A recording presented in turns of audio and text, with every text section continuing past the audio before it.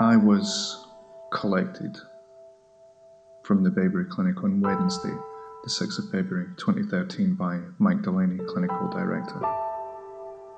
It's a day that will forever be etched with joy in my memory and my heart. We'd left Babery at 1400 hours and arrived at the stables after a 6-minute car journey. I was anxious and slightly skeptical regarding what the process would involve. However, after 12 years of deep suffering called PTSD, or as I refer to it, the parasite living rent-free inside my head, I decided to open my arms and embrace and trust in the Babery's modus operandi. Mike had felt that due to the nature of my PTSD that I should experience the EAP alone. Normally it would be 2 horses, 2 people, and I'd had no previous experience of horses and little contact with them in my previous 40 years on this planet.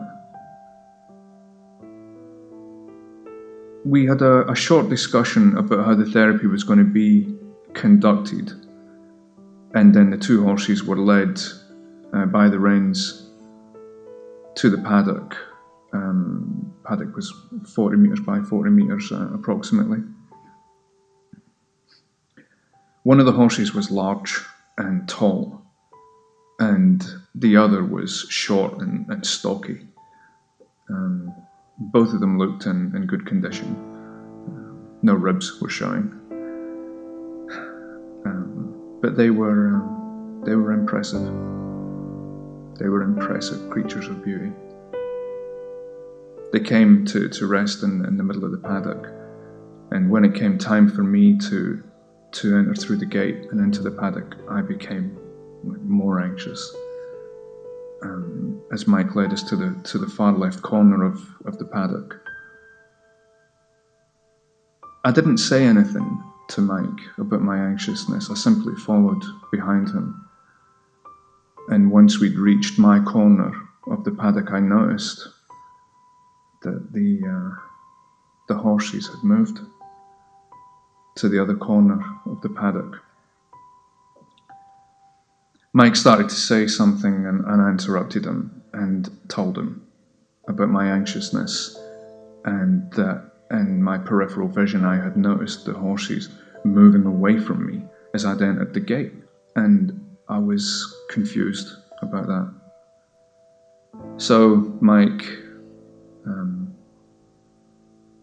he sat me down and told me to relax. He took me through some breathing exercises for the next 2 or 3 minutes. And when I opened my eyes, the horses had moved towards us and were back in the center of the paddock. Mike told me to approach the 2 horses and to go to the one that I'd felt an affiliation with. So I noticed that the large horse had his back turned to me, and the smaller horse was obscured. And again, instinctively knowing to never be near the back of a horse, I kind of veered to the left in an anti-clockwise motion to move towards the smaller horse. And as I did that, the small horse again moved behind the larger horse. And then the larger horse turned and moved towards me, and was looking at me from a distance of no more than 2 meters. It was looking directly into my eyes and directly into my soul. I closed my eyes, and I don't have the vocabulary to explain what happened next. And more importantly, I don't feel the need to explain what happened. But that being said, and for the benefit of others, this is my best effort to explain what happened when I opened my eyes. I opened my eyes and looked directly back into the horse's eyes. And I started to have feelings of pain, suffering, horror, helplessness.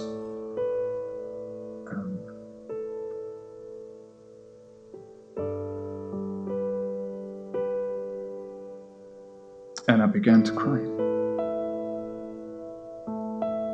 And then the crying turned into sobbing, uncontrollable sobbing.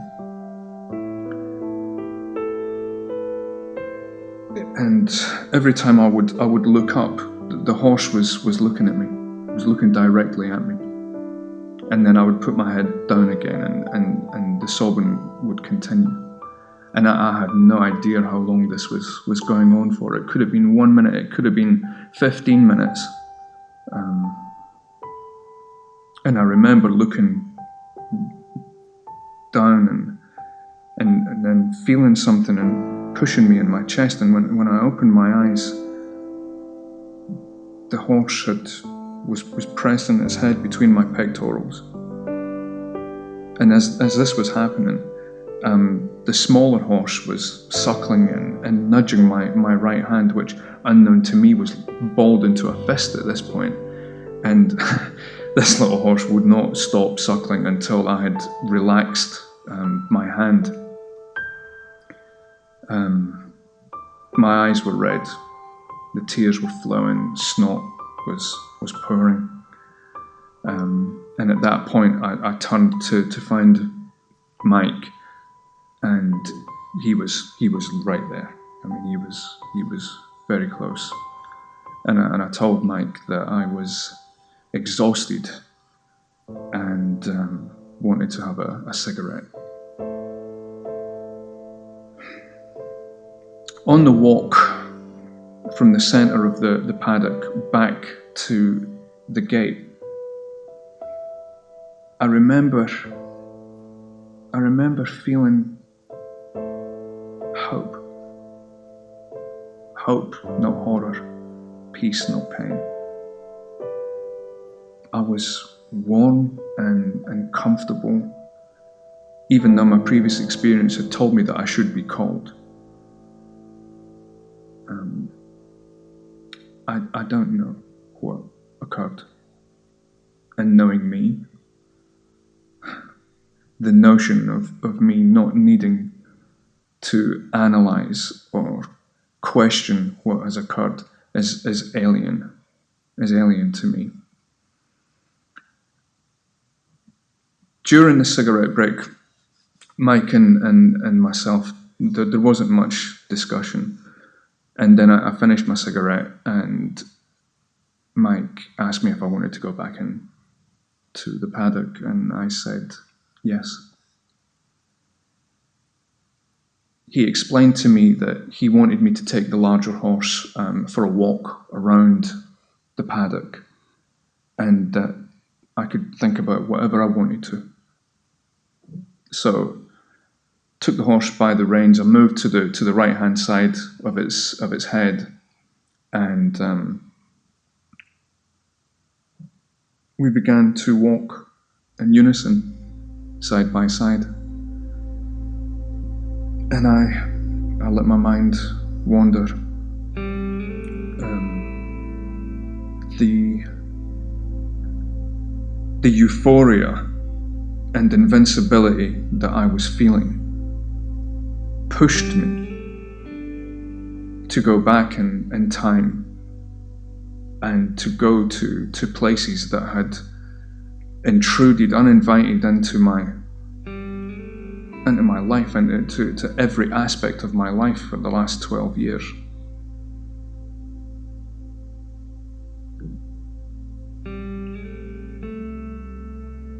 When I reached a point of no return, I would stop. Unknowingly, I would stop. And unbeknownst to me, not only had the large horse stopped, but the small horse had joined the group and was free walking alongside the larger horse. So we three, 2 horses and me, we were in complete harmony and synchronicity when we stopped. After the initial stop, I felt strong and continued to walk. I would go back to those dark places, and when I would stop, we three would stop in unison. I don't know how often this occurred, but yeah, peace, not pain, hope, not horror. On the journey back to Bayberry, I don't really remember much of that, to be honest. I do remember thinking that I needed to go to the main office and thank Mike for a life-changing experience. Whilst in the office, I asked Mike if I could have my telephone so that I could call my wife. I was high and elated. And I phoned her and started rapidly burbling out all of the stuff that had happened, and she just sounded bemused. I remember her saying, "Have you found God?" And we laughed. And then the laughter turned to crying. But for the first time in a long time, after such a dreadful time, we were crying tears of joy. So,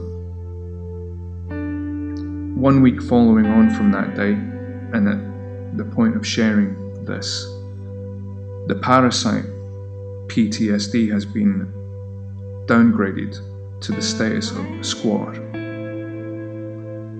And I'm going to increase the rent week by week, month by month, year by year, until a notice of eviction is issued and the squatter doesn't stand a chance.